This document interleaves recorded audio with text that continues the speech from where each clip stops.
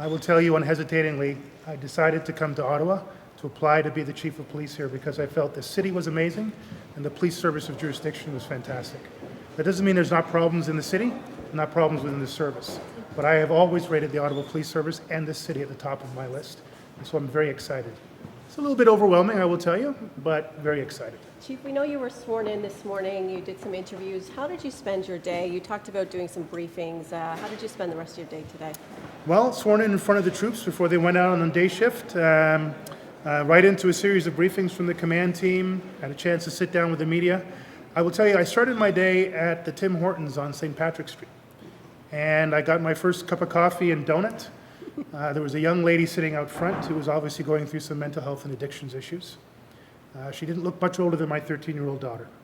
And so I went back in the store and picked up a warm muffin, shared it with her. I will tell you, no doubt, my officers went out today and had to deal with the challenges of mental health, addictions, of victimization and vulnerable people, and they had to deal with much more complex situations. My day has been busy getting up to speed on a lot of things, but more importantly, my men and women have been out in the streets and across the city and across our service trying to make this a safer and better place. So my challenges are much lesser than theirs. Some things have changed since I left policing 4 years ago. There's a greater recognition of the role that mental health and addictions play in a wide range of criminal and public safety issues. There's also greater recognition within policing that mental health and addiction plays a role on the health, wellness, and safety of our people.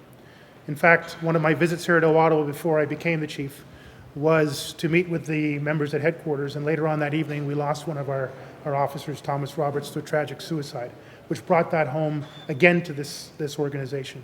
There's healing that's needed in this city, but there's also healing needed in the police service. And so my intention is to be very present for my officers, to be very available to them, to promote health and safety as well as service and safety.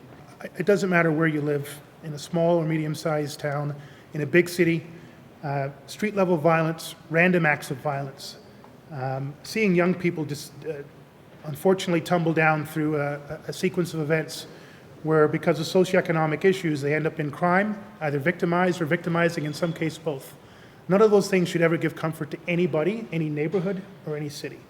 The fact that there have been increasing shootings over the last few years in this city, in the nation's capital, should be cause for concern for everybody.